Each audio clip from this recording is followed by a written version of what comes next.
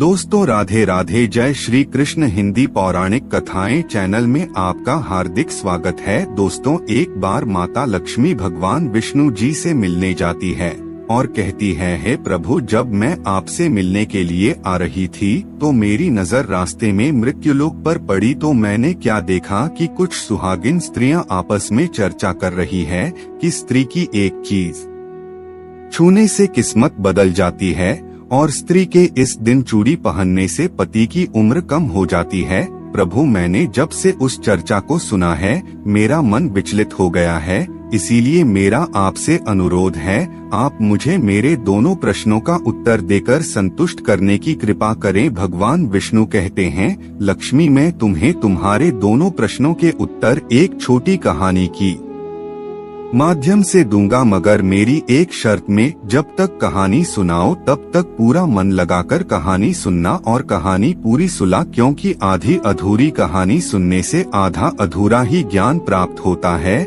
जो जीवन में कभी काम नहीं आता। फिर भगवान विष्णु की बात सुनकर ही माता लक्ष्मी कहती है, ठीक है प्रभु, मैं आपको वचन देती हूँ कि कहानी पूरे मन से सुनूंगी। आप कहानी प्रारंभ कीजिए। तो मित्रों, कहानी शुरू करने से पहले मेरा आप सभी से अनुरोध है कि कमेंट पर राधे राधे लिखें, और अगर आप भगवान कृष्ण के सच्चे भक्त हैं तो यह कहानी आप अंत तक जरूर सुनेंगे, क्योंकि भगवान विष्णु की यह कथा आपके जीवन में अवश्य कुछ नया सिखाएगी। भगवान विष्णु कहते हैं, लक्ष्मी, एक नगर में एक सेठ रहता था। बहुत ही संपन्न था, उनके पास सब कुछ था।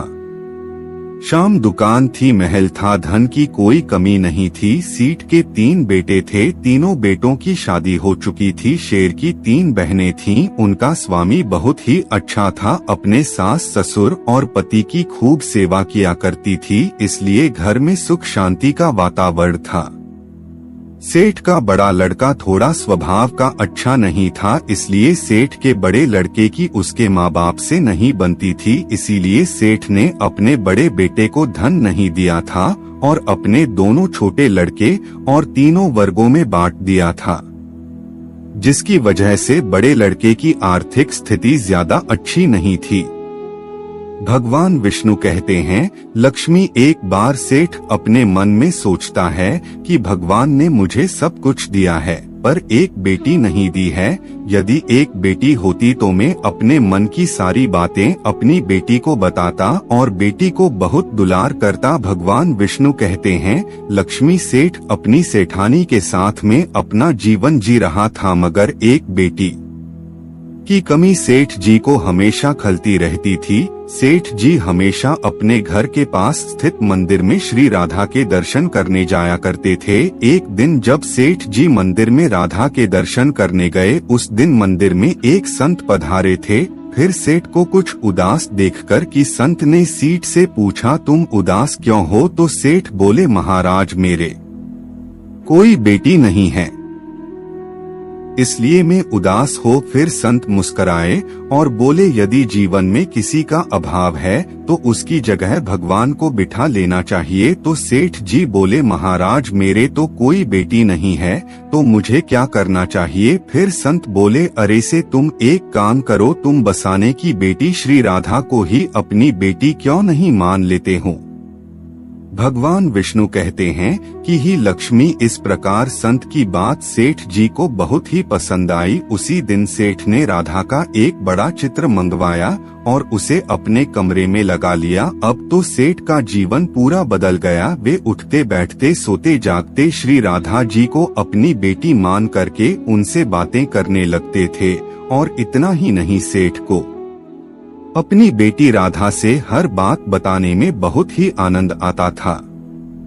इस प्रकार सेठ की राधा में ऐसी लगन लगी कि जब भी वह दुकान पर जाते थे तो श्री राधा रानी को भोग लगाकर प्रसाद पाकर ही जाते थे, और शाम को लौटते थे तो राधा को प्रणाम करते और उनसे बातें करते और भोग लगाकर के प्रसाद ग्रहण करते थे। भगवान विष्णु कहते हैं कि हे लक्ष्मी, उस सेठ ने जब से राधा को अपनी बेटी के रूप में हुई कार किया, वह हर समय प्रसन्न चित्त रहते थे।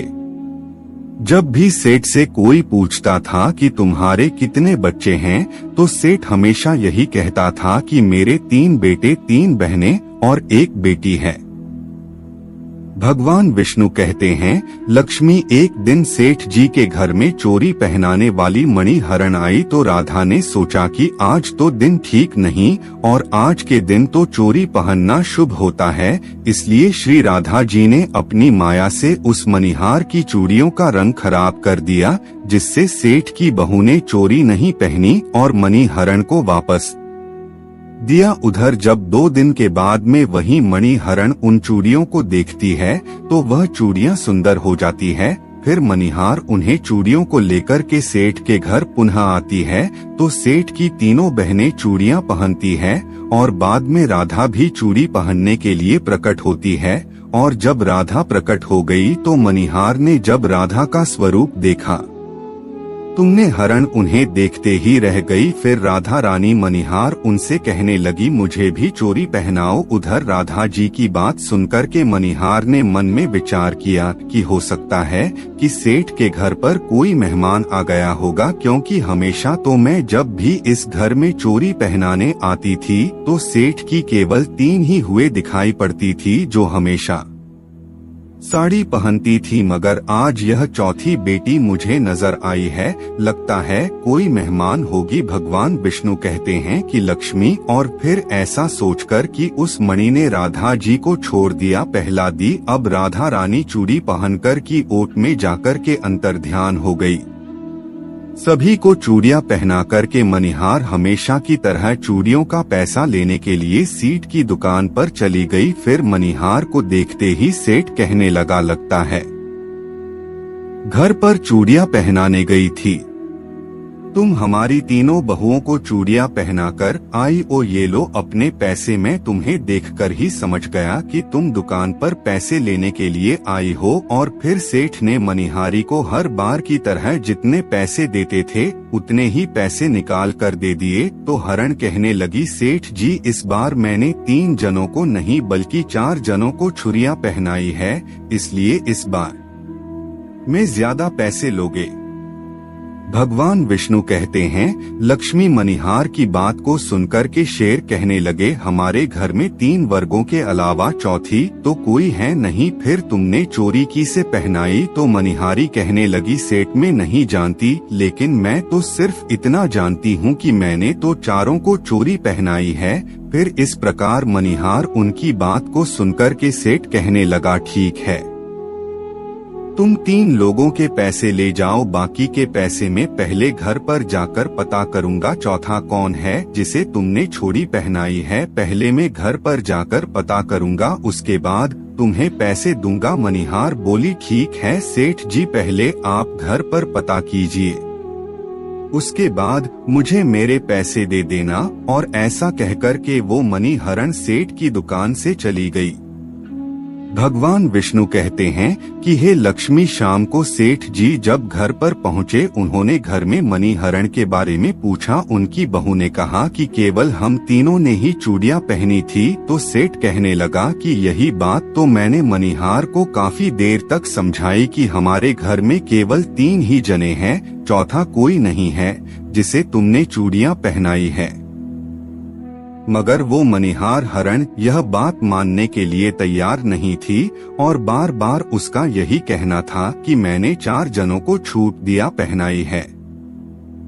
भगवान विष्णु कहते हैं, लक्ष्मी इस प्रकार से सारी बात भूल गया और अपने नित्य काम में लग गया। सेठ राधा राधा बोलते बोलते श्री राधा जी को प्रसाद का भोग लगा करके और भोजन करके सो गया। उधर जब सेठ को नींद आ गई तो उसके स्वप्न में श्री राधा जी प्रकट हुई, उनकी आंखों में आंसू थे। सेठ ने पूछा, बेटी उदास क्यों हो? तो श्री राधा बोली, पिताजी आज मेरा मन बहुत दुखी है। मैंने आज अपने पिता का घर समझ करके यहाँ आराम से चूड़ियाँ पहनी थी, परंतु पिताजी आपने उस मणि हरण को मेरी चूत का मोल नहीं चुकाया। पिताजी आपने मुझे बेटी तो बना लिया परंतु आपको मेरी याद नहीं आई, आपने मुझे भुला दिया, इससे मैं बहुत दुखी हूँ।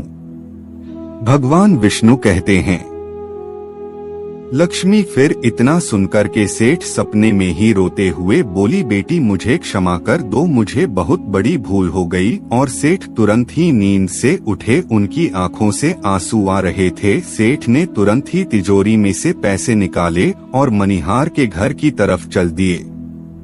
सेठ ने मनिहार उनके घर का दरवाजा खटखटाया। मनिहार ने दरवाजा खोला और नजर पाया सेठ खड़े थे। तो मनिहार कहने लगी, सेठ जी इतनी रात को आप कैसे आना हुआ? और फिर मनिहार सेठ को अपने घर के अंदर ले गई। सेठ की आंखों में आंसू भरे थे।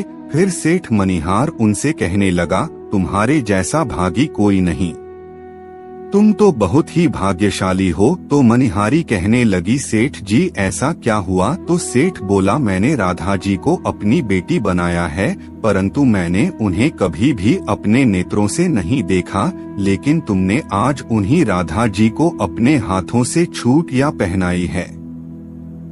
आज तुम्हारे जितना भाग्यशाली इस धरती पर दूसरा कोई नहीं। मैं तुम्हें अपनी पुत्री की पहनी हुई चूड़ियों का मूल्य चुकाने आया हूँ। और यह कह करके सेठ जी ने रुपयों से भरी हुई थैली मणिहरण के सामने रख दी और कहा, इसमें से जो भी लेना है ले लो। भगवान विष्णु कहते हैं कि लक्ष्मी जब मनिहार ने सुना कि स्वयं राधा जी उसे चूड़ियां पहने आई थी, तुमने हरण की आंखों में भी आंसुओं की धारा बह निकली। और मनिहार बोली, सेठ जी मैं राधा रानी की चूड़ियों के पैसे कैसे ले सकती हूँ? ऐसा सौभाग्य किसे मिलता है जो मुझे मिला, और मैंने राधा को अपने हाथों से चूड़ियां पहनाई। मैं आपसे बिटिया राधा की चोटियों के पैसे कभी भी नहीं लूंगी।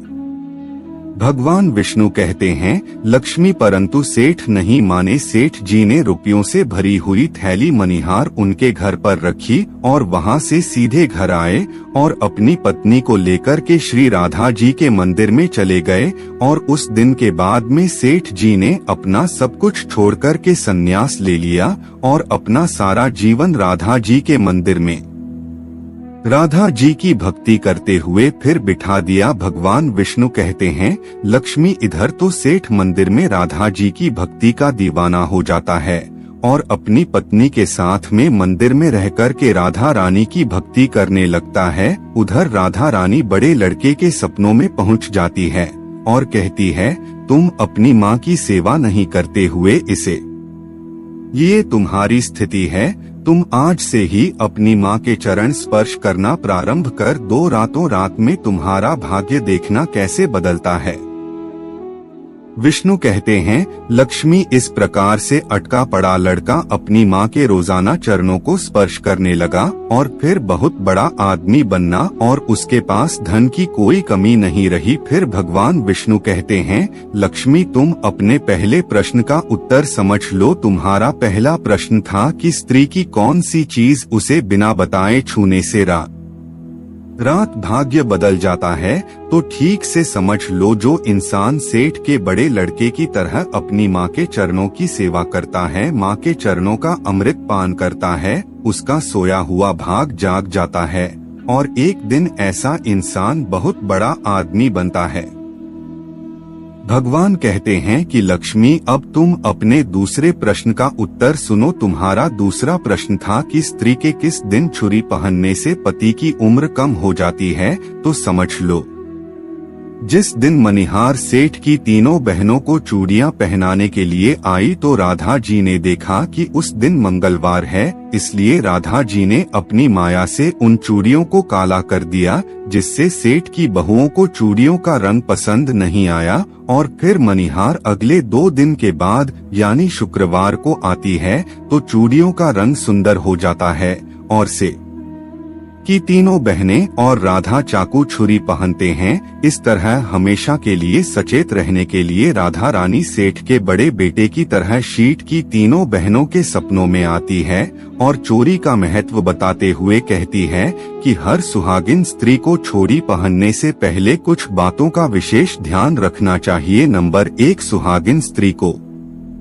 जुड़ी पहननी चाहिए। नंबर 2, नई जुड़ी हमेशा सुबह या शाम को पहननी चाहिए। नंबर 3, नई जुड़ी हमेशा रविवार या शुक्रवार को ही पहनना चाहिए। इस दिन पहनने से पति की उम्र बढ़ती है। नंबर 4, जुड़ी मंगलवार और शनिवार को न तो खरीदनी चाहिए और न ही पहननी चाहिए, इससे पति की उम्र कम होती है। अगर आपको ये जानकारी अच्छी लगी हो तो सच्ची श्रद्धा से एक लाइक जरूर करें। धन्यवाद।